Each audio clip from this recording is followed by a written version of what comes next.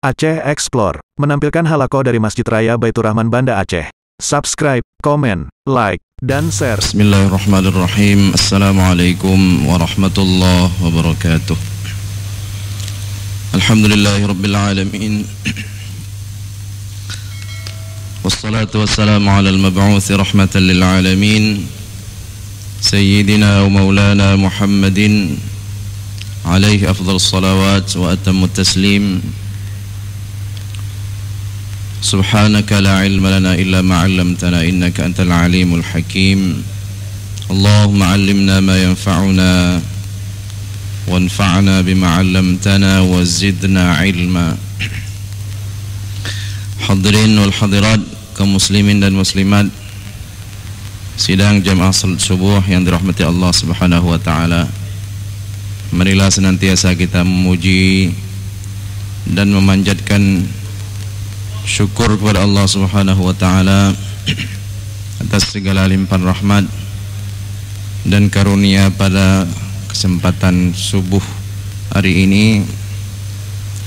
Mudah-mudahan sepanjang hari ini Allah berikan kita hidayah, Allah berikan kita kesehatan, dan Allah berikan kita petunjuk serta istiqamah di dalam menjalani rutinitas baik yang berhubungan dengan dunia kita maupun yang berkaitan dengan akhirat kita.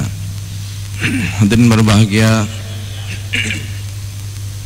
pada subuh ini seperti biasa guru kita Dr. Yasir Muhammad Yasir Yusuf memberikan kajian fik muamalah ataupun ekonomi Islam, namun beliau saat ini sedang berada di luar daerah. Oleh karena itu, sambil kita duduk sejenak, kita mendengarkan beberapa nasihat-nasihat agama ataupun ayat-ayat Al-Quranul Karim yang barangkali memberikan manfaat kepada kita semua. Hadirin wal hadirat, kaum muslimin dan muslimat, tidak lama lagi, sekitar 10 hari lagi kita akan memasuki bulan Ramadan, yang mana salah satu keistimewaan daripada bulan ini adalah disebut juga dengan Syahrul Quran, artinya bulan Al-Quran. Hampir lebih separuh daripada kegiatan ataupun rutinitas ibadah kita pada bulan Ramadan itu berkaitan dengan Al-Quran.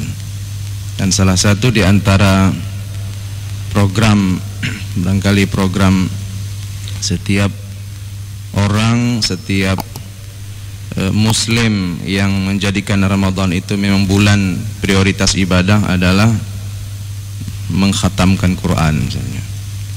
Oleh karena itu, hadirin berbahagia, pada subuh ini ada beberapa uraian-uraian yang berkaitan dengan Al-Quran. Pertama, kita melihat dari segi ada satu pembahasan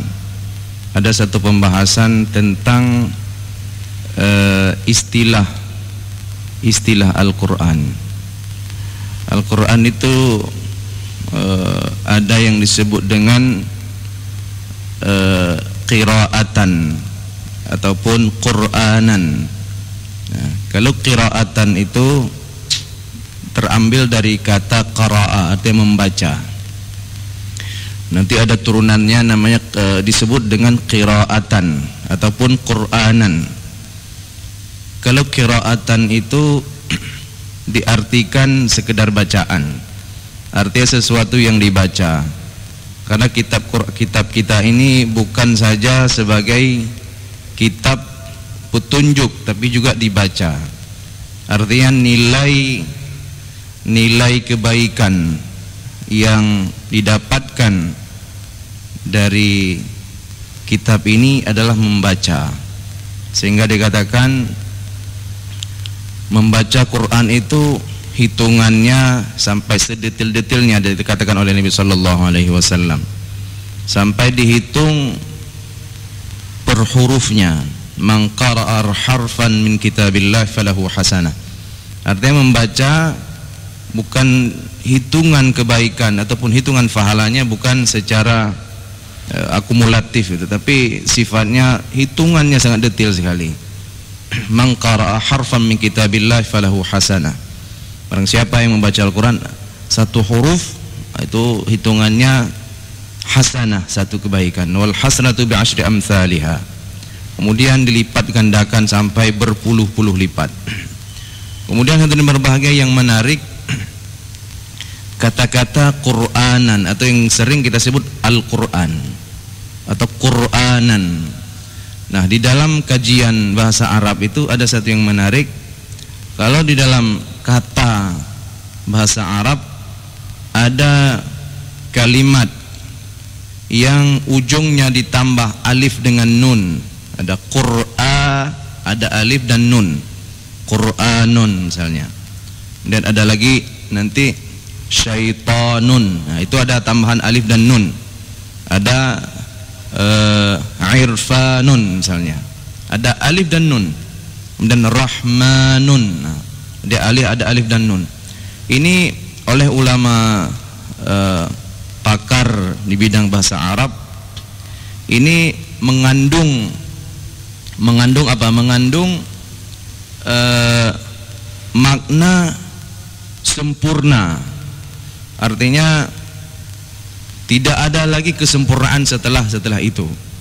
Ketika misalnya dikatakan Qur'anun, artinya Al-Quran itu adalah kitab yang paling sempurna. Ada alif dan nunnya. Qur'anun, paling sempurna dia, tidak ada lagi kesempurnaan setelah itu. Kemudian ada katanya syaitanun, maksudnya bukan sempurna syaitannya, tapi paling sempurna kedurhakaannya. Jadi tidak ada yang durhaka selain syaitan, nah begitu. Syaitanun. Kemudian ada irfanun di dalam kalimat itu irfan, ada di dalam khazanah keilmuan Islam ada yang disebut dengan irfani namanya. Irfani adalah ilmu yang paling sempurna. Itu bukan lagi ilmu yang didapatkan dari hasil bacaan, tapi itu nanti dalam kajian tasawuf itu ada ilmu yang didapatkan dengan ilham, misalnya ilmu yang datang sendiri, irfanun. Kemudian rahmanun itu adalah sesempurna-sempurna kasih sayang Allah Subhanahu wa taala. Nah, ini salah satu daripada hasil kajian para pakar bahasa Arab. Nah, kembali kita kepada Al-Qur'an. Al-Qur'an artinya kitab ataupun satu bacaan yang paling sempurna. Memang ketika kita mendengarkan Al-Quran adalah kitab yang sempurna, barangkali kita tidak terlalu terkejut, ya, maksudnya tidak shock begitu. Kenapa demikian? Karena barangkali kita tidak terlalu paham apa sebetulnya isinya, kok dikatakan paling sempurna. Mungkin sebagian besar umat Islam tidak paham apa arti apa namanya, apa yang sampai dikatakan paling sempurna itu apa isinya, ya, karena kita tidak paham. Nah, inilah seperti yang dikatakan oleh Pak Quraish Shihab, katanya salah satu beliau ada menulis satu buku tentang keunikan Al-Quran. Kenapa Al-Quran itu unik? Karena dia meskipun orang nggak paham tapi dibaca setiap hari. Nah, meskipun orang tidak paham tapi dibaca, dan bacaan yang menimbulkan kelezatan, sementara yang membaca nggak tahu gitu apa yang dia baca. Inilah salah satu keunikan Al-Quran. Ada orang yang mendengarkan murattal Al-Quran itu menghadirkan suasana batin yang luar biasa, sementara dia nggak paham. Misalnya, afara'aita alladhi tawalla wa a'ta qalilan wa akda a'indahu ilmul ghaibi fahuwa yara am lam yunabba bima fi suhufi Musa wa Ibrahim alladhi waffa alla taziru waziratu wizra ukhra wa an laysa lil insani illa ma sa'a wa anna sa'yahu sawfa yura thumma yujzahu al jazaa al awfa wa anna ila rabbikal muntaha. Ini kan bersajak dia. Orang yang enggak paham pun enak dengarnya itu, karena dia bersajak. Waffa wizra, dia seperti itu terus. Nah, inilah salah satu mukjizat. Mukjizat Al-Quran itu bukan saja dari segi substansi ataupun artinya, tapi juga dari segi bacaannya. Itu juga ada kemukjizatan yang membuat kita itu menghadirkan suasana batin yang berbeda ketika mendengarkan Al-Quran.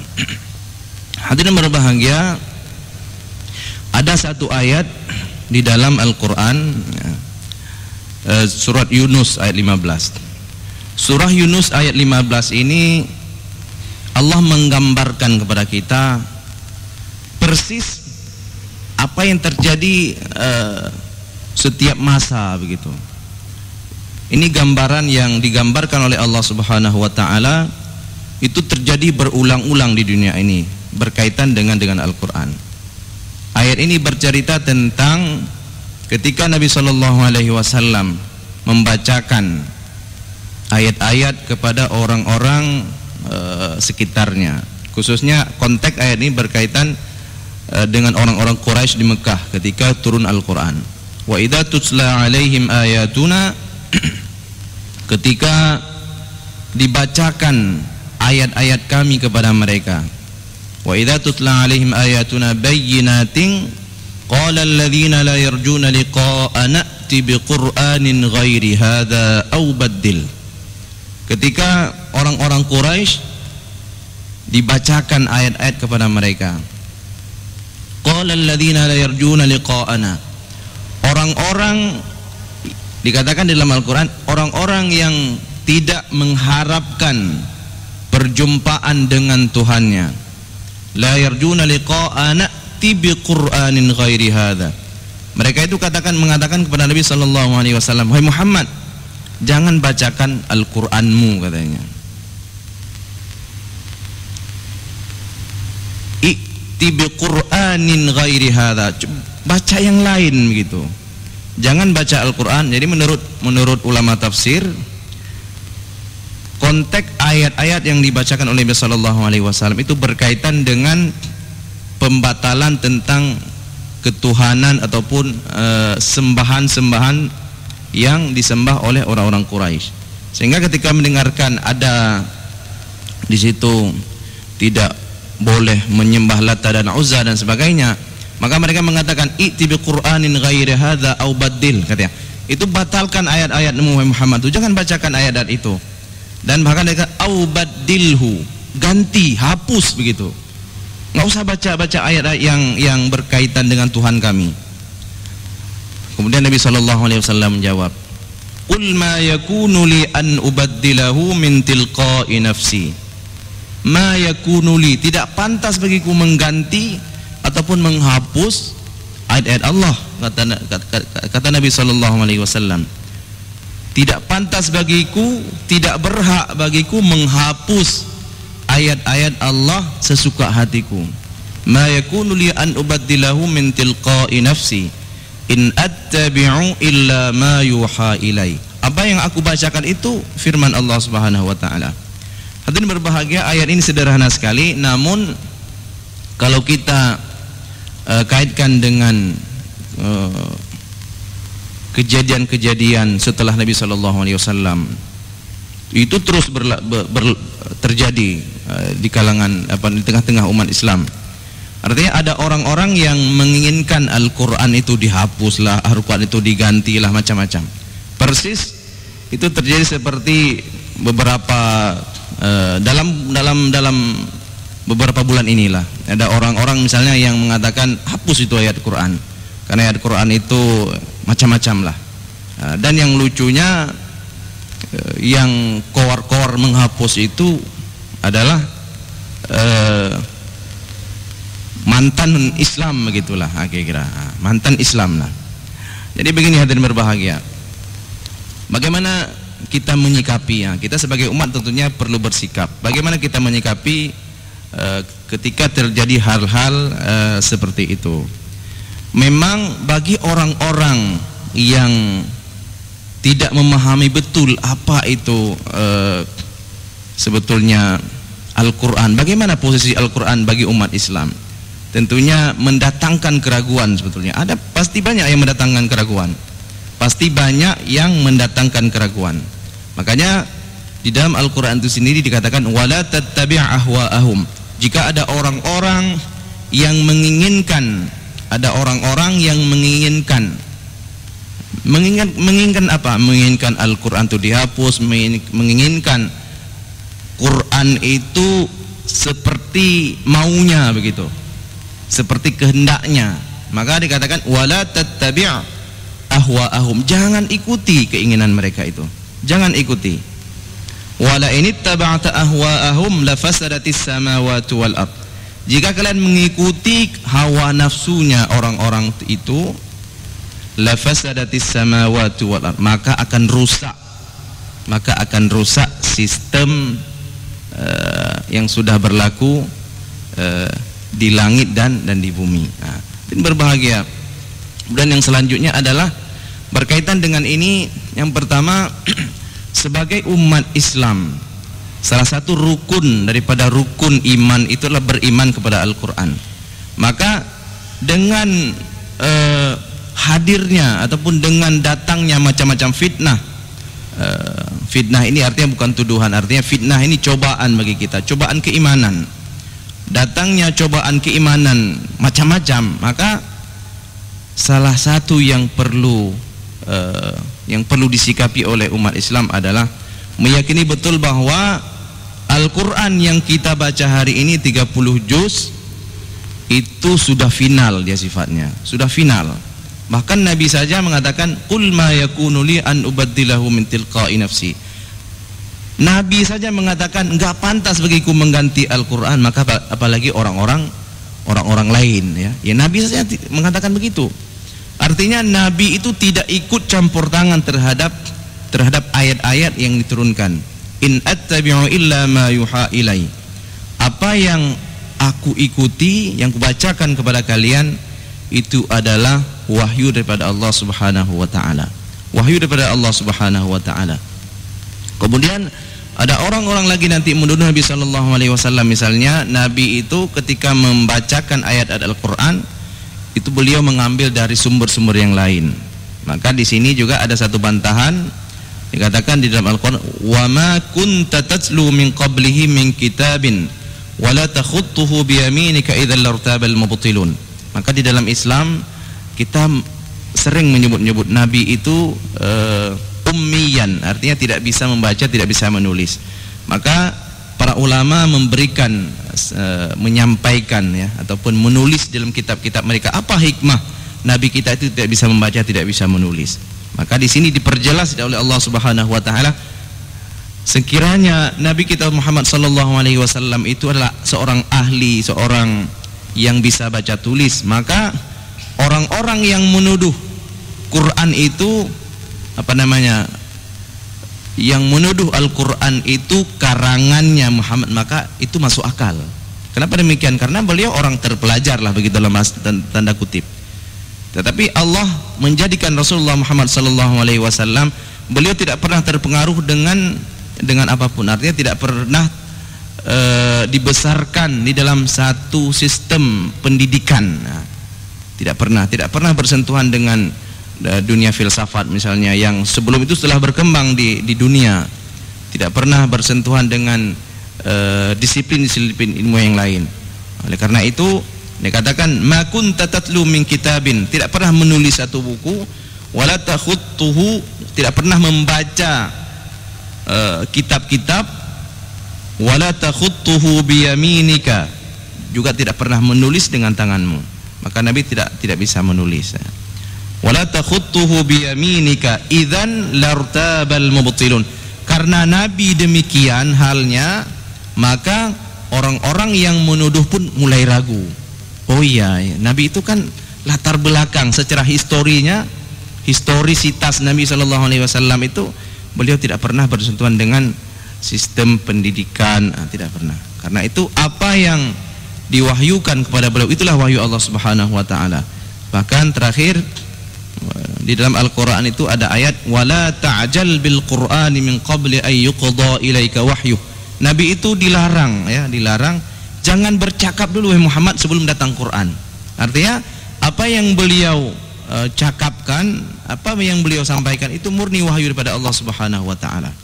Karena itu hadirin berbahagia, kita sebagai umat menyikapi berbagai fitnah itu harus dengan pendekatan keimanan. Artinya Al-Qur'an yang kita baca setiap hari, yang kita yakini sebagai pedoman kita itu murni. Setelah final tidak ada lagi istilahnya harus koreksi, tidak ada lagi harus dibuang, tidak ada keraguan-raguan. Oh, mungkin ayat ini masih perlu dipertimbangkan, tidak seperti itu. Dan bahkan ulama-ulama kita sejak zaman dahulu, sejak zaman salafus salih itu mengatakan barang siapa yang ada dalam hatinya terbersit keraguan-raguan sedikit saja terhadap Al-Quran, maka dikhawatirkan akan cacat keimanannya. Hadirin berbahagia, inilah kajian singkat pada subuh yang berbahagia ini, mudah-mudahan memberikan manfaat pada kita semua. Aqulu qawli hadza wa astaghfirullah li wa lakum. Wassalamualaikum warahmatullahi wabarakatuh.